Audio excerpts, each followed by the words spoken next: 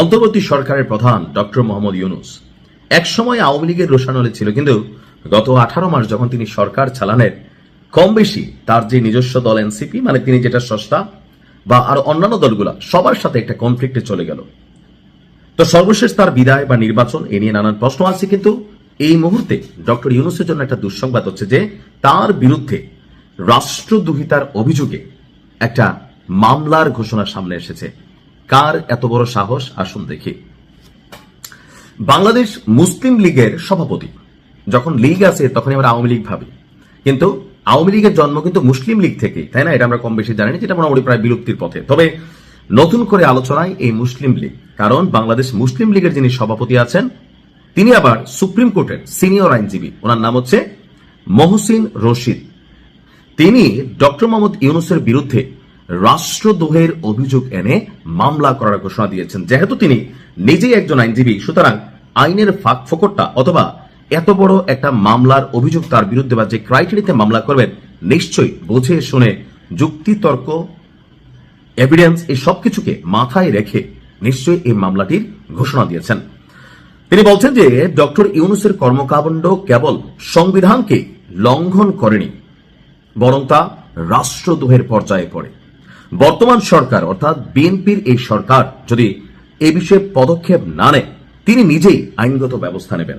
তবে আমার মনে হয় না যে বিএনপি সরকার এই ধরনের কোনো বোকামি করবে যে ডক্টর মোহাম্মদ ইউনূসের বিরুদ্ধে রাষ্ট্রদ্রোহিতার অভিযোগ করবে, কারণ এখানে জুলাই যুদ্ধা, জুলাই অভ্যুত্থান, 21, 24, তারপর হচ্ছে জুলাই আগস্ট, বিভিন্ন ক্রাইটেরিয়া সেক্টরগুলো এখানে কানেক্টেড আছে। So it's very difficult to take a decision, এরকম টাইপের। গতকালকে সিনিয়র সাংবাদিক মঞ্জুরুল আলম পান্নার ইউটিউব চ্যানেল মানচিত্রে অংশ নিয়ে তিনি এই ঘোষণা দিয়েছেন। অর্থাৎ মঞ্জুরুল আলম পান্না, যিনি ডক্টর ইউনূস সরকারের আমলে দীর্ঘদিন কারাবন্দী ছিলেন, তো তিনি বের হয়ে এই সরকারে বা কারাগারের অভ্যন্তরে বা তার উপর যে ঘটনাগুলো ঘটেছে একে একে কথা বলছেন। এর মাঝখানে ওইখানে তিনি একটা প্রোগ্রাম চালান, সেই প্রোগ্রামে এসে আপনার এই মোহাম্মদ মহসিন যিনি আছেন, মহসিন রশিদ, তিনি এই ঘোষণা দিয়েছেন।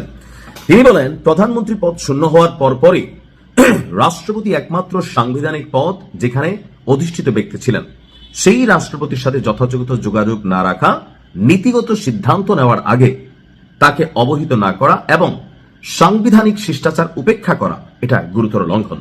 তার ভাষায় এটি শুধু সংবিধান লঙ্ঘন নয়, ইটস ট্রিজন। তার অভিযোগ, রাষ্ট্রপতিকে তার সাংবিধানিক দায়িত্ব যথাযথভাবে পালন করতে দেওয়া হয়নি, তাকে ভয়ভীতি দেখিয়ে মানসিকভাবে চাপে রাখা হয়েছে।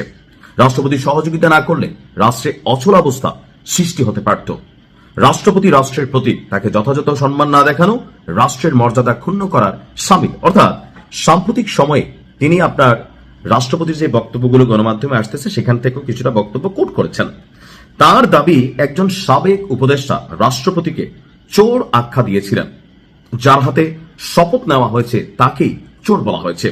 প্রেস উইং অপসারণ, অর্থাৎ রাষ্ট্রপতির প্রেস উইং ছিল না, বঙ্গভবন ঘেরাও এবং রাষ্ট্রপতিকে অপসারণের চেষ্টাকে তিনি রাষ্ট্রীয় শিষ্টাচার বিরোধী কর্মকাণ্ড হিসাবে উল্লেখ করেন।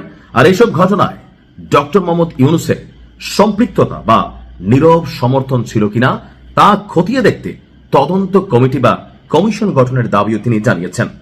এমনকি ইউনূসের নেতৃত্বাধীন উপদেষ্টা পরিষদের কয়েকজন সদস্যের বিরুদ্ধেও তদন্তের আহ্বান জানিয়েছেন এই মুসলিম লীগের সভাপতি।